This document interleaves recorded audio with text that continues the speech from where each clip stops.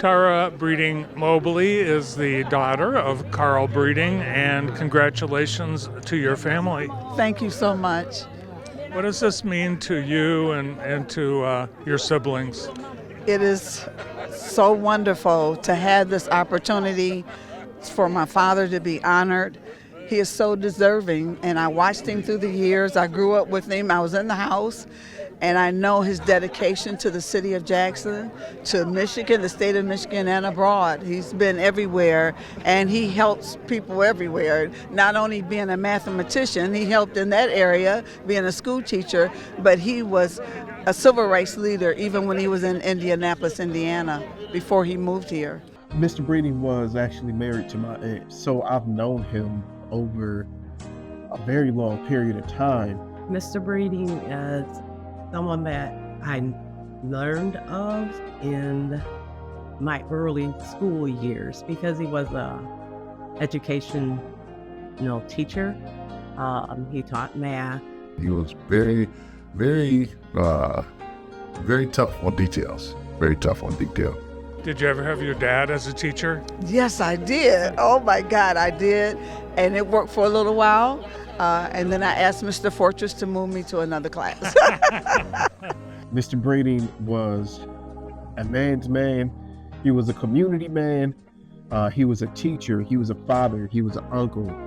He was so many things to so many people. He was truly a pillar in the entire community of Jackson. During the civil rights era and the changing of the civil rights movement in the 60s and 70s, he was very visible in the community. So Mr. Breeding was a long-time member of the NAACP, actually a state president of the NAACP, so he was well respected, not only here in Jackson, but throughout the state. What do you think he'd say about those? Oh goodness, he said, no, I don't want you to do that. It's okay. He liked to be in the background, and he didn't like a lot of fanfare and praise. He just wanted to do the job. He was very stoic, always very poised, always prepared, well studied. His knowledge, he was such a knowledgeable person, and certainly was ready for almost any adversity or challenge that came before him. He probably had that answer right off the top. Mr. Breeding was a stickler for details for people that knew him. So if there was a report that came out and that report had 400 pages, he's reading every single page of that 400 pages. When I moved back to Jackson, I stopped over to visit with my aunt, and Uncle Carl was there, and we exchanged pleasantries outside. He'd asked me how I've been doing, and then he asked me, what are you doing? And I said, oh man, I'm just stopping by to see how everybody's doing. And he said, okay, but what are you doing? I'm telling him about my job and what I'm doing in life. And then he said, well, I'm gonna ask you again, like, what are you doing? Like, I'm kind of like fumbling over what else to tell him that I'm doing. He stopped me before I tried to answer the third time, and he said, don't worry, you'll get it. What he was asking me in that moment is, what am I doing for other people? What am I doing in this community to help make the community better? And what am I doing to contribute? Me and Mr. Breeding, we decided to develop a friendship. I learned from him. I would run things by him. When I was considering a different move in my life and different things like that, we would have those conversations. One of the most impactful moments was when the person that hired me into the city, Mr. Jim Perry, was actually retiring. Kelly, who's in that position now, was going to move in that position. But in the meeting that night for that to happen, Mr. Breeding came out and he mentioned, I think John Willis should be considered as a candidate. And I didn't know what had happened till the next morning. So I called Mr. Breeding. I'm like, Mr. Breeding, well, what happened? And he's like, he said, you don't understand. He said, this is not about you. This is about the process. This is about just making sure we're doing everything fair and process, and so they're always considering. If I don't say nothing about this here, I can't say anything about us doing things not the proper way. I came in the financial world, and of course he was very knowledgeable of how to run nonprofit organizations, business matters, the finances. And he certainly took me by the hand and made sure that I was able to fulfill that position with no issues.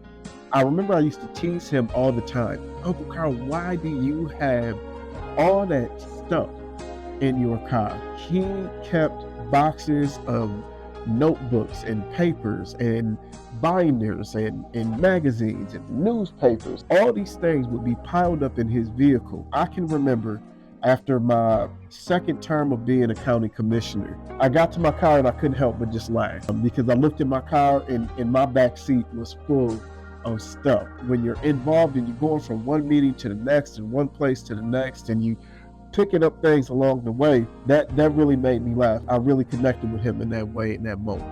Mr. Brady was one that loved to walk.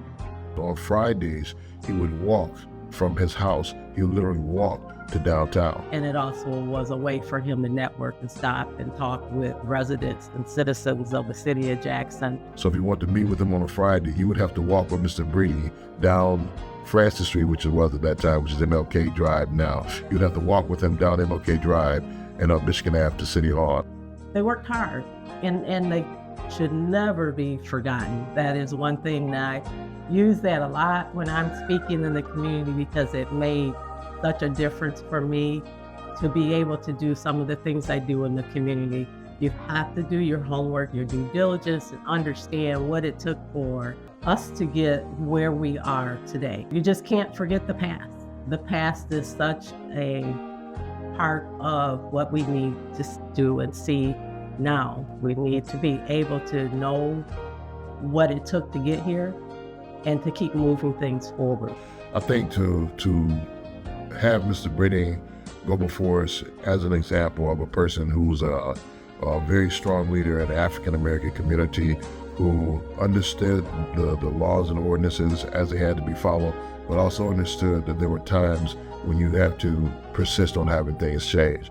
Understood that at times things are not always equitable, and he was willing to fight for those things. So instead of just sitting on the sideline, his question is always, what are you going to do about it? To be able to follow in those steps instead of just complaining, or instead of just saying things that are unjust or not equitable. What are you going to do about those things? And what type of changes will you make? What type of sacrifice are you willing to invest to make those things different? I think Uncle Carl lived a life working and doing the things that he was most passionate about. From teaching to being civically engaged through NAACP and being an elected official and pouring into others, he found what he was most passionate about. And I think that is what makes a life worth living, is when you find your passion and you pour all your energy into that. And then not only that, you have to find people to pour into as well. And I think that we could all learn to blaze our own trail in all of our own ways and leave something memorable to make Jackson a better place if we live a life the way that Carl Brady lived his life, which is through putting his passion in all the things that he really, really loved, and putting his work into that. And I think that's what we should all strive to do. I am so honored that, and I hope that the ancestors and that God is waking them up so they can all see this and Daddy can see this happening on his behalf for the things he's done. I know he's still happy. He would be happy.